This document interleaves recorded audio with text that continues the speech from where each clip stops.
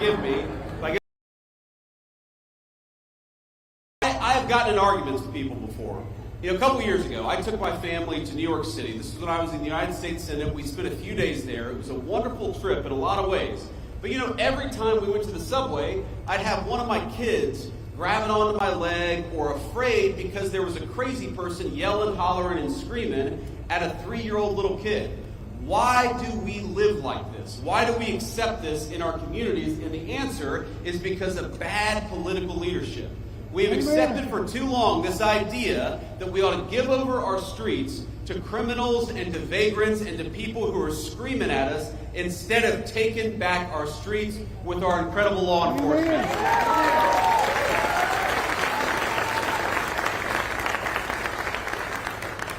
And there are so many things that we can do. In Washington, D.C., the first 2 months that we surged the National Guard, that President Trump surged the National Guard into Washington, D.C., there were no murders.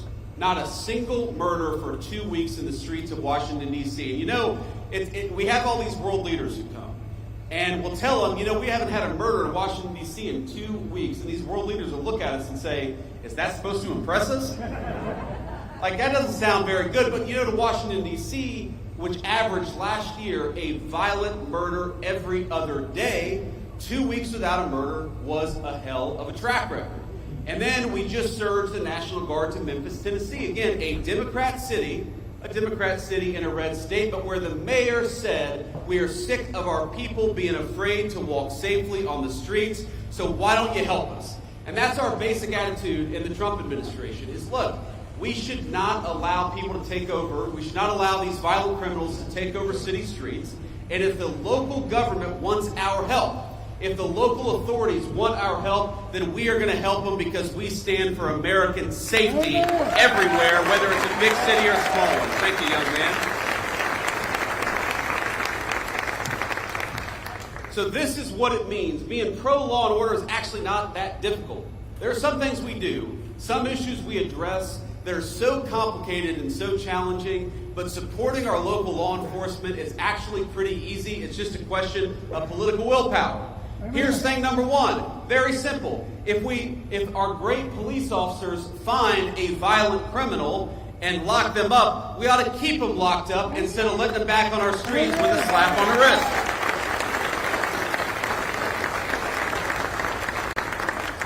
That means we want to give our police officers the very best equipment and the very best protection anywhere in the world. We want you guys to have the very best, and we're going to fight every single day to make sure that they have it. It means punishing state and local jurisdictions that restrict your ability to do police work. They just want to do their job. They ought to be allowed to do it. And it means pursuing enhanced sentences for violent criminals. Amen. Like the violent criminal who murdered that poor innocent girl in Charlotte, North Carolina just a couple of months ago. And I'm going to talk about her for a second because I think, we got a beautiful baby over there. How you doing, man? I would like to. How old is she? 6 months old. Beautiful. Thank you. Thank you for bringing her. We want law and order for her above all else, right? That's why we're doing what we do.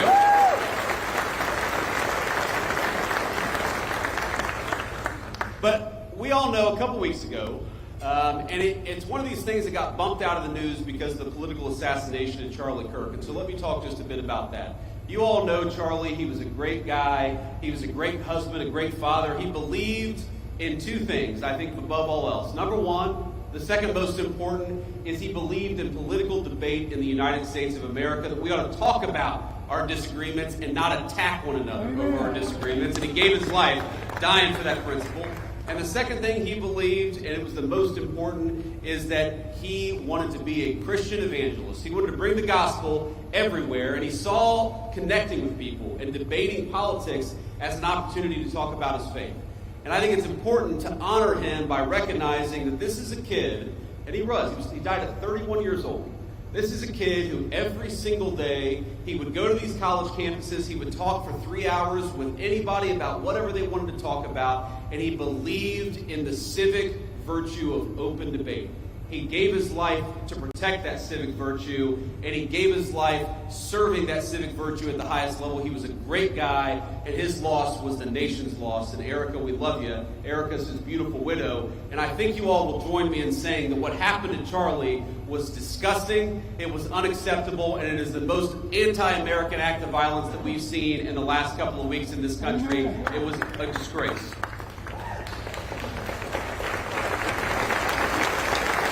But, thank you all.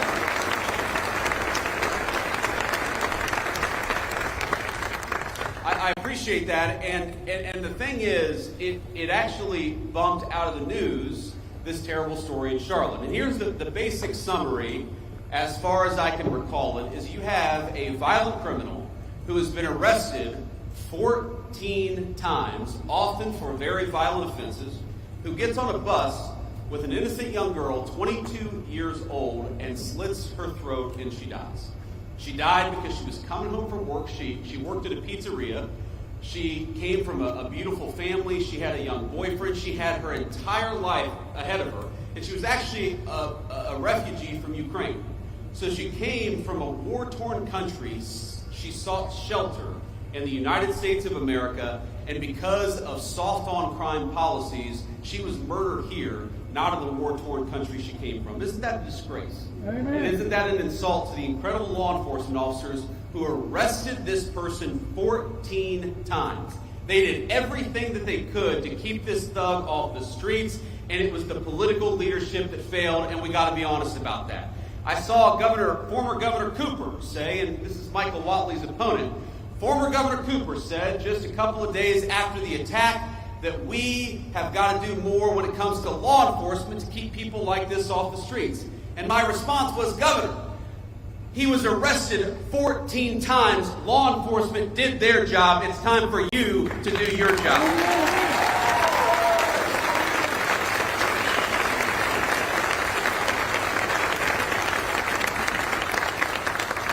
And it's so amazing to me, political Democrats, I don't think it's all Democrats, I actually think most Democrats want what most Republicans want, which is safety in their communities, but they always manage to turn issues of crime into a distraction about race. They always try to say that law enforcement, locking violent criminals up, is inherently racist, and I gotta be honest with you, that's an insult to white people, it's an insult to black people too. Amen. Because all of us just want to live safely in our communities. It doesn't make an ounce of sense to me.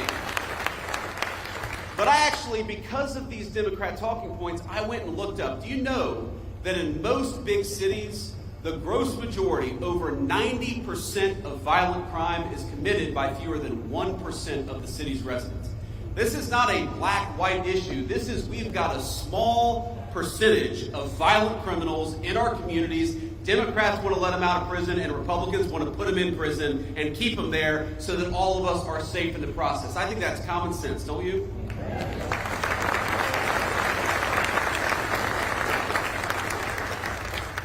So I also got to talk a little bit about another law and order problem. I said Charlie Kirk's assassination was the most political and disgusting violence that we've had in this country in the last couple of weeks.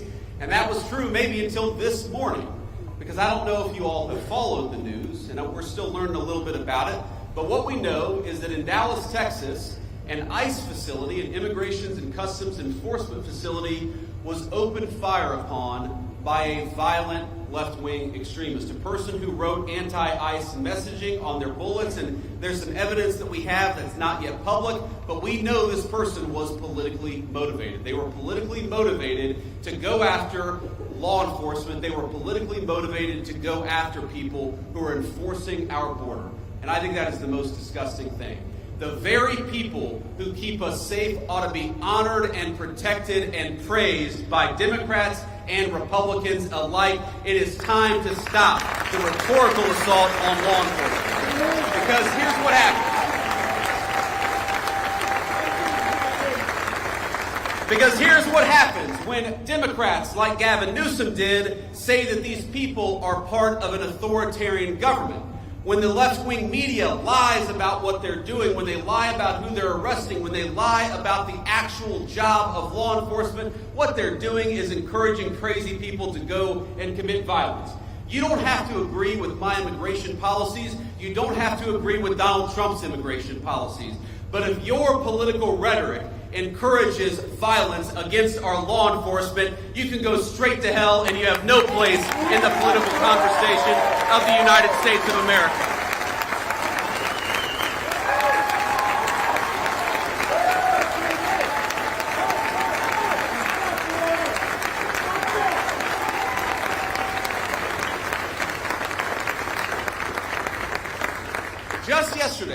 Just yesterday, NBC News, maybe the worst of all the fake news, and I'm sure we have an NBC reporter out there. It's a tough competition, my friends, to be clear. But maybe the worst, I said maybe the worst, is NBC News. And they said that immigration enforcement, you know what they said? That immigration enforcement had detained a 5-year-old autistic girl in order to get to that girl's father. Turned out that story was a complete fabrication. It was a complete dishonest lie. But when you go around and lie about our law enforcement and you tell them that they're mistreating 5-year-old girls, what do you think is going to happen?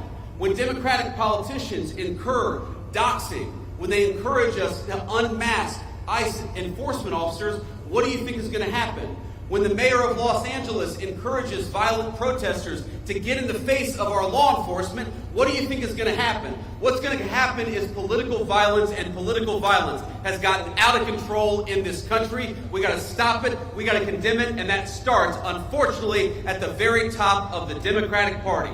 If you want to stop political violence, stop attacking our law enforcement as the Gestapo. If you want to stop political violence, stop telling your supporters that everybody who disagrees with you is a Nazi. If you want to stop political violence, look in the mirror. That's the way that we stop political violence in this country, and we've got to do it.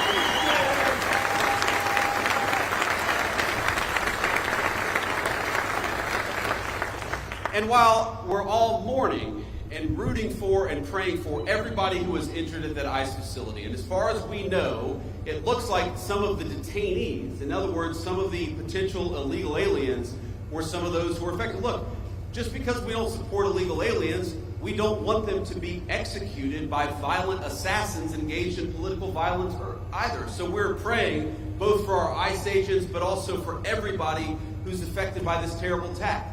But that was an ICE facility. And as these guys behind me know, and a few of our police officers know, police officers writ large face too many threats of violence all across the United States of America. And we know where it started. We all remember the summer of 2020 when all of these violent protesters were encouraged to treat police as the enemy instead of as the solution. You take 1,000 police officers, you'd find one person who didn't do something perfect and use that one guy to tarnish the other 999 police officers. Well, I would like everybody, whether a Democrat, Republican, or an independent, especially those in political leadership, can we all just agree that our police officers are heroes, that they are public servants, and that the first and most important step of keeping all of us safe is to keep our police officers safe, because they are the thin blue line between civilization and chaos. Thank you all.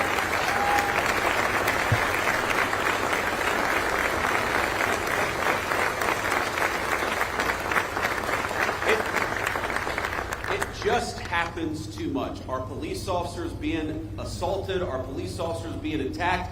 You have these crazy attacks where you have a cop in a squad car who's enjoying their lunch break, and somebody comes up and summarily executes them before the cop even had a chance. It happens way too much, and it happens because too many of our political leaders have encouraged it.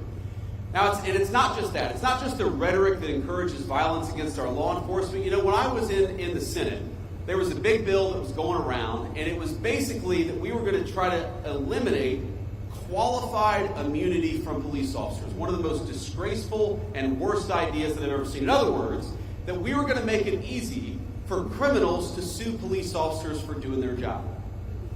Now, does anybody think, when you see the fake news media and the way they attack our police officers, does anybody think that we need to make it harder for our police to do their job? No. Some of America's cities today have worse murder rates than the very worst third world cities all over the world. That's not a joke. You go to Port-au-Prince, Haiti, or you go to some of the poorest countries all over the world, even those countries have a better murder rate than Washington, D.C. or some of the major American cities. Some of them have better murder rates than Charlotte, North Carolina. That's a disgrace. All of us should be asking, how do we make that better? How do we make people safer in their communities? How do we make it easier for a young family to walk down the street in security and comfort? But unfortunately, we've got a crew of violent radicals in the United States of America who think we ought to make it harder for police to keep us safe than easier for police to keep us safe. So here's one thing I'd like to do. I'd like every single Democrat starting today, and every Republican too, while we're at it, to say that we are going to defend these efforts to strip immunity from our police officers. We're going to make it easier for them to do their job, not harder for them to do their job. Let's fight for it every single day. Amen.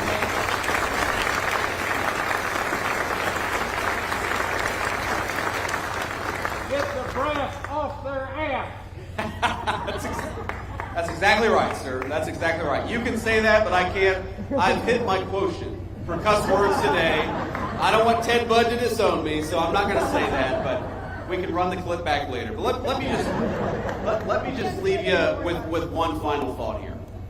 Look, I was asked earlier today by a reporter I actually like, but a reporter who said, well, don't both sides have crazy people? And of course, obviously, country of 330 million people, of course, both sides have crazy people. But if you look at the political violence in our country over the last couple of months, the last couple of years, it is not a both sides problem. It is primarily on one side of the political line. So, if we are going to truly go after the political violence in this country, we need the Democratic leadership of Washington, D.C. to look in the mirror. We need them to renounce all political violence. When a poor kid like Charlie Kirk is gunned down in cold blood, we need them to start with condemning the violence instead of condemning something that Charlie Kirk said that they disagreed with. When you have an entire network of left-wing organizations that encourage, that promote, and that apologize for violence, you know what you're going to get out of it? You're going to get political violence. So here's my sacred obligation to you, to all the law enforcement, but every person, whether they wear a uniform or not. Over the next couple of years, the Trump administration is going to do everything that we can to dismantle the networks, to destroy the funding, and to make it harder for people to kill one another just because they disagree with what somebody says. That is what we're going to do. We're going to fight for it.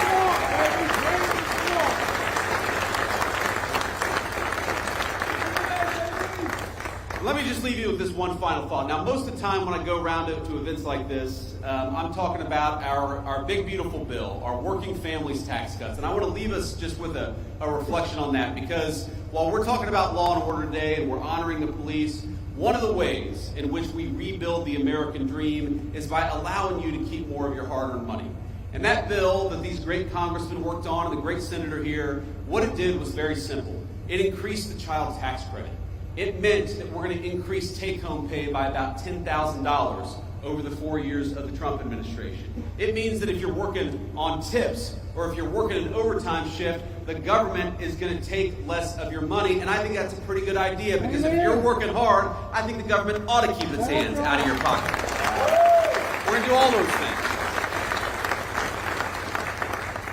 Because I believe the American dream is fundamentally about this principle. It's about the principle that for all the parents and grandparents out there, and I'm now the parent of 3 beautiful young kids, I just want them to have a better life than the life that I had. That, to me, is the core of the American dream. The promise that if you work hard and play by the rules, we're going to give our kids and we're going to give our grandkids something that's just a little bit more prosperous, a little bit more secure, and a little bit more proud than what we were given when we were kids. That is, I think, our sacred obligation.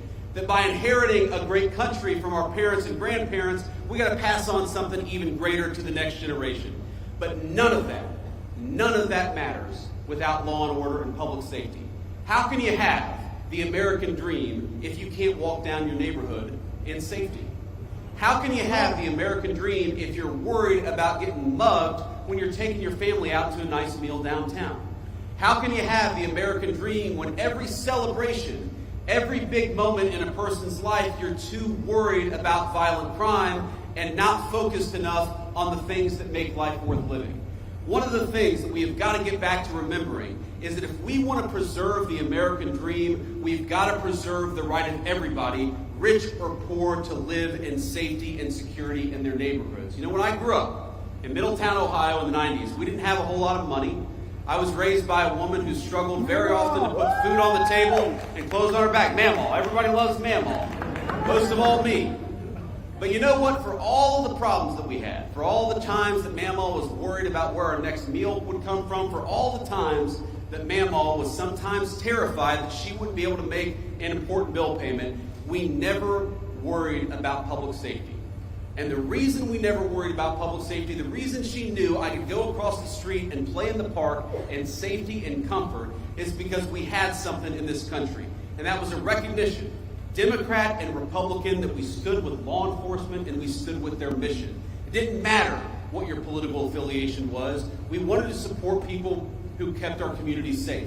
And that's something we've gotten away from, because a lot of the people who report on the news, a lot of the people who actually make policy in Washington, D.C., let's be honest, they are wealthy people who can block themselves off from the consequences of the policies they impose on the rest of us.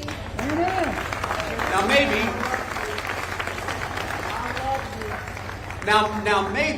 maybe they've never had to call a police officer because they can call a private security guard.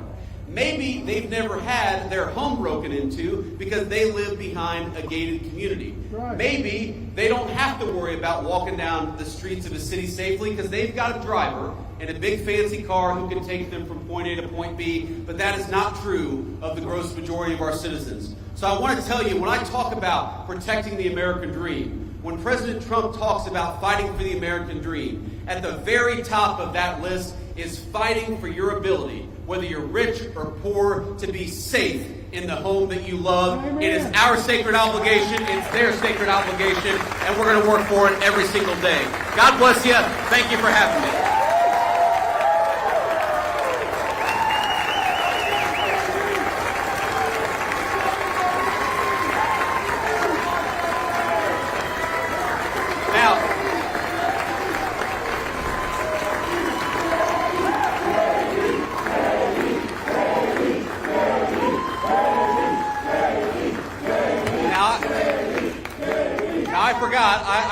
I told them the fake news, and I'm sure there's some real news back there. I told them I'd take a few questions. So I'm not getting out of here just yet. We'll take a few questions from the reporters. I would prefer to start with some of the local North Carolina folks, and then we can take some national questions after that. Do we have a microphone back there? Hey, Vice President. I can't see you. Over here. Yes, sir. Mr. Vice President, Thank you for taking questions from us, and thank you for visiting Concord. You referenced the awful death of Irina Zabrutska. I'm just curious, have you had the chance to watch that awful video that was released by Katz, and what your thoughts are after viewing it? Well, yeah, I've honestly seen a lot of gruesome footage, some involving my friends over the last couple of weeks. But the footage of Irina getting stabbed to death is very hard to watch. And I have not seen the whole video from start to finish. I had to cover my eyes for part of it because it is so gruesome, and maybe I should just stare at it. Maybe all of us should stare at it to know the kind of evil that we're actually confronting, because what happened to her was really, really disgusting, and I think it comes from a deep and dark and evil place that exists. Thankfully, in a very few number of people, but those people we got to lock up in prison so they can't get anybody else. But when I saw that video, you know what really got me as a father? I've got 3 little kids, 2 boys, and my youngest is a baby girl. She's 3 years old. She is the apple of my eye, as you dads will know. Daughters just have an effect on us. They get away with more stuff. They don't they? It's kind of annoying, actually. She gets away with things she should not get away with, that her brothers would never get away with. But I look at this girl who's 22 years old, and I think to myself, I would love for my daughter to have the kind of life where she never has to worry about that. And there's this moment where she looks up at her attacker and she covers her mouth, and you realize what's going through her head. She knows that something very terrible has happened to her, and I hope that she didn't realize it for too long, because that is unimaginable suffering. But if you're a man, I don't care what skin color you are, I don't care whether you're rich or poor, but if you're a man and you see the pleading eyes of a girl looking up for protection, then we have to protect our girls and our women in this country.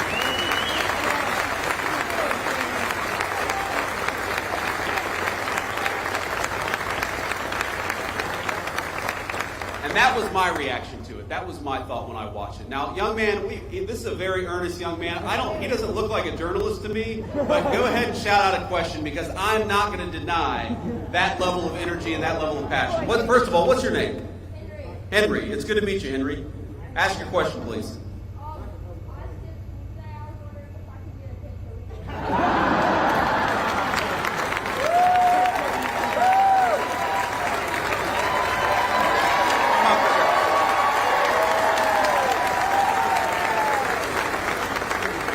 Henry said, I skipped school. Can I have a picture with you? Well, I guess you got to have some excuse to skip school, so I might as well get a photo with Henry.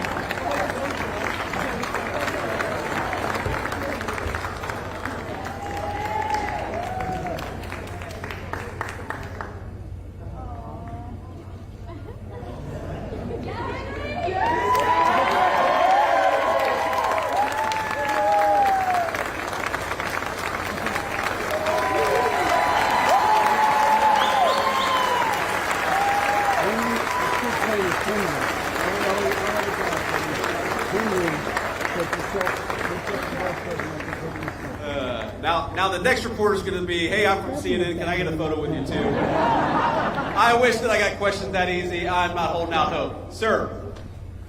Just don't put it off. Can we get you a microphone? I can't hear you, sir. Gotcha. I'm Jordan Green with Raw Story. President Trump and other speakers here have blamed former Governor Cooper and the mayor of Charlotte for Irina Zarutska's death. Do you also hold the North Carolina General Assembly responsible, who set the laws governing pretrial release that may have affected this crime? Well, look, I think every politician who didn't work hard to keep violent criminals behind bars deserves to have some of the blame. But at the very top of that list is Governor Cooper. Because at the time that we were pushing these soft-on-crime policies, Governor Cooper was the man in charge. Now, I know we've got some great North Carolina legislators, and I might call them out if they're here. Do we have a North Carolina House Speaker, Destin Hall? Where's Destin at? Destin, thank you, man. We have Phil Berger here. Phil, thank you so much. Senate President Pro Tem. We've got County Sheriff Van Shaw. Where's County Sheriff Van Shaw? Thank you, sir. We've got Cabras County DA Ashley Shanley. Shanley? I got that right? Okay. Of course, we've got North Carolina GOP Chairman Jason Simmons. Jason Simmons, that's a celebrity in the Trump White House there. North Carolina Labor Commissioner Luke Farley. Luke, where are you? Luke, thank you. And I know that our great North Carolina local legislators here have worked very hard to solve some of these soft-on-crime policies and make it harder to let violent criminals out so easily, and to demand that when you have a violent criminal who goes in, the person stays there and doesn't get a slap on the wrist and released to commit more crime in the community. That's what we want. We don't want a criminal justice system that goes after innocent people. We also don't want a criminal justice system that lets obviously violent felons out of prison without any real consequences. It's just very simple. And again, I go back to the statistic where we have got such a small number of people who commit so much of the violent crime. If we just locked them up, and I mean, look, I believe in repentance and I believe in forgiveness, but I believe that forgiveness often only comes on the other side of real punishment and real regret, which is why we got to lock some of these guys up in the first place.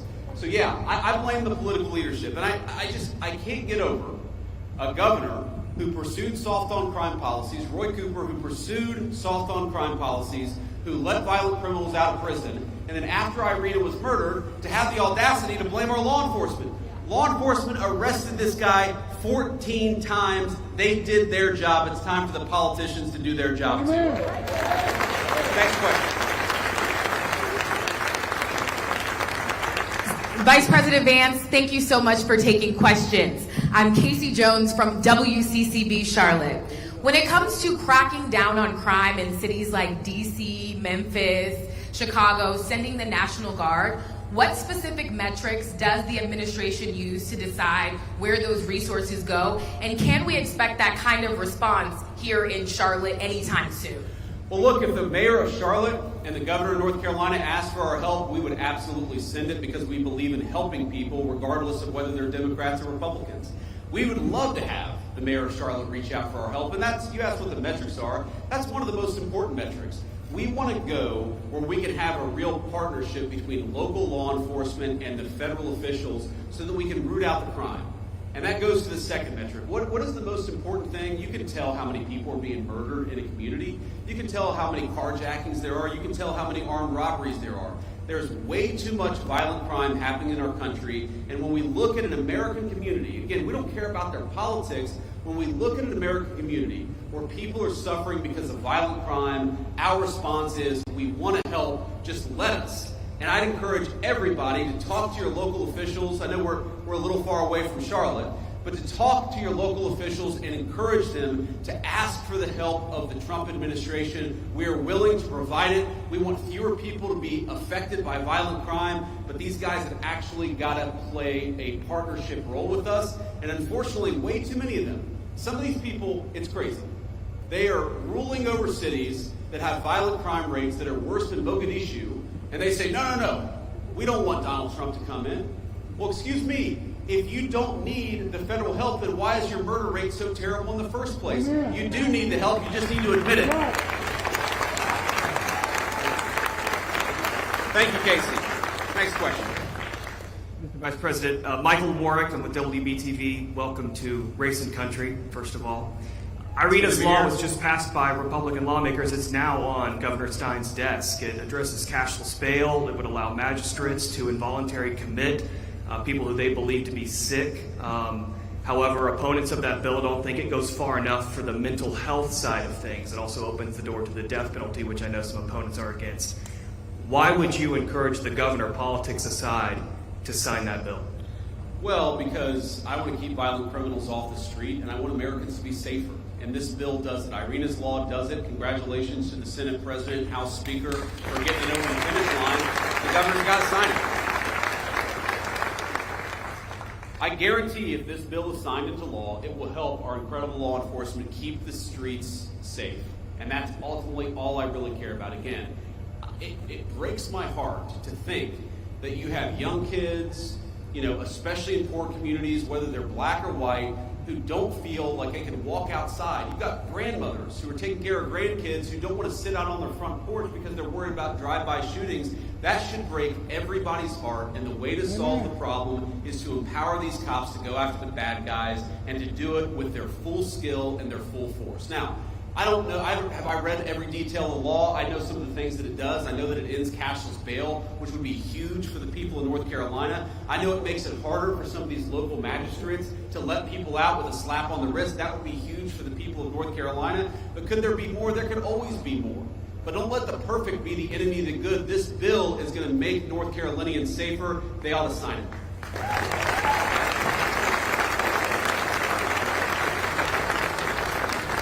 Hi, Mr. Vice President. It's Kit Maher representing the White House TV pool today. I just have two national questions for you, if you'll allow it. Go ahead. Number one, on Ukraine. President Trump said that Ukraine can fight and win back its territory. Can you explain the shifting stance there from stopping the bloodshed immediately, ending the war, and now saying that Ukraine should fight? Is that a tactic to pressure Putin back to the table? We'll go ahead and do the second question. Yeah, second question. Last year, when I was covering you on the campaign trail, you told Joe Rogan that the difference between Harris and Trump is that Trump is not trying to censor his fellow Americans. Wondering if you can square your fervent belief in free speech with what's going on now with Jimmy Kimmel and the FCC pressure. I'd love to hear your thoughts on both of those. Well, look, on the free speech conversation, I'm pretty sure that Jimmy Kimmel was back on the air last night, and to the extent that he's not back on the air, it's because he's not funny and has terrible ratings. This is not a federal government problem. This is...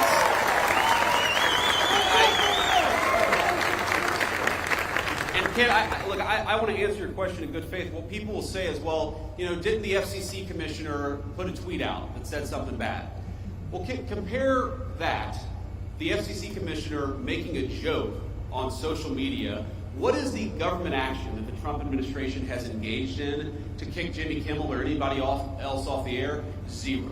What government pressure have we brought to bear to tell people that they're not allowed to speak their mind? Zero. We believe in free speech in the Trump administration. We are fighting every single day to protect it.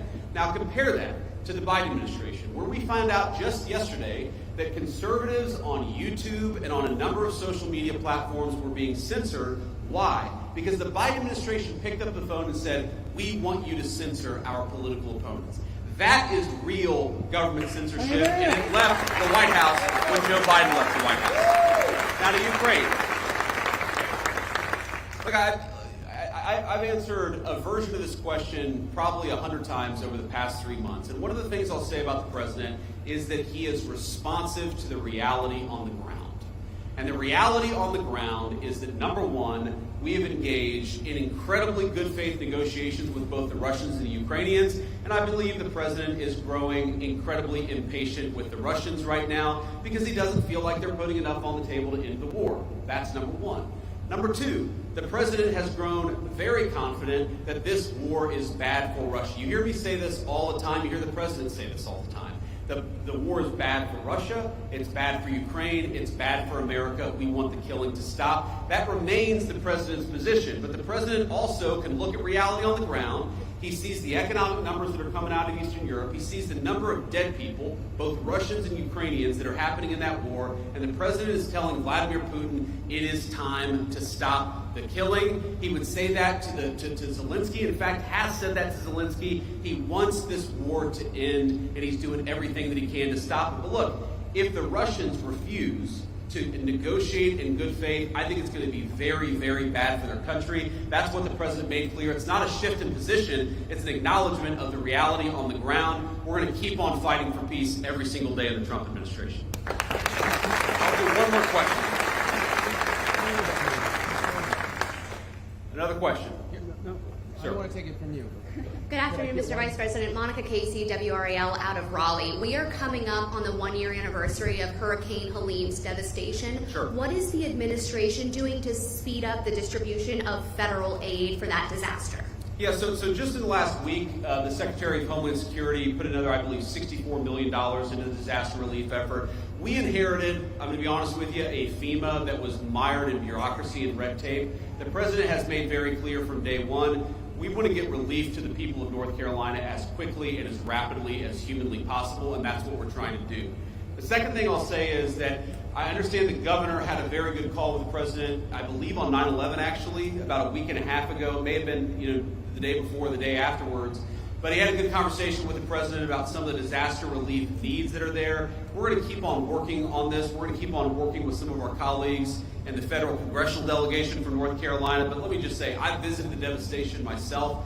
I want the people there to know we continue to think about them, we continue to work on this issue, and we're going to make sure that we never forget that area of North Carolina, the devastation that's still caused.